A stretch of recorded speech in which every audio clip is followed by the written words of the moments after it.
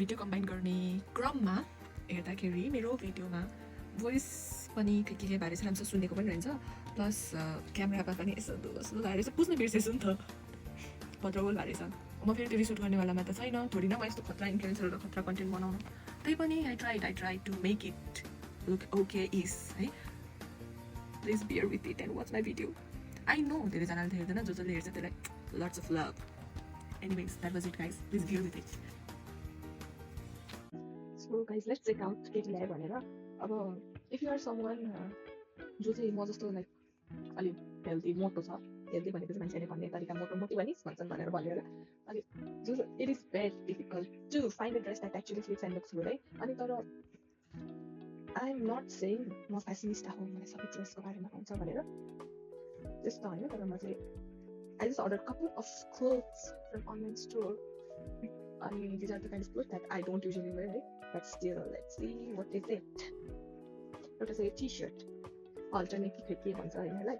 अनि यो T short चाहिँ मैले त्यतिखेर अनलाइन पेजमा एउटा दिदीले एउटा सिस्टरले राम्रोसँग लगाएर कस्तो राम्रो देखेर अनि सिभर जस्तो प्लस साइज अनि त्यहाँपछि राम्रो देखेको भएर मगाएँ होइन।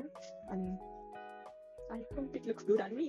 अनि नेक्स्ट वान वी ह्याभ यो set, this is the T shirt, looks basic है, अब एक्स्ट्रा अर्डिनरी फेसनिस्टा टाइपको त होइन, बट सबै बेसिक मात्रै छ। अनि skirt it goes with it, त्यो त्यही पेजमा यो दिदीलाई राम्रो देखेको थियो लाउँदा पनि।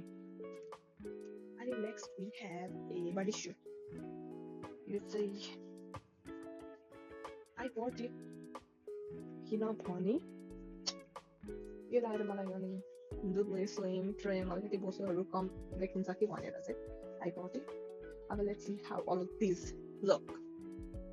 So this is the first look. यो टी सर्ट लगाएर मेरो आर्म्सहरू चाहिँ अलिक ठुलो देखिरहेछ, but still this T shirt is cute, so I forgive it. अनि सेकेन्डमा चाहिँ छ यो ब्ल्याक ड्रेस र टी सर्ट र स्कर्टको सेट हो यो। अनि लाइक मैले एडमा हेर्दाखेरि चाहिँ पिङ्क कलरको देखाएको थिएँ, अनि त्यो दिदीलाई कस्तो राम्रो देखाएको थियो लाउँदा।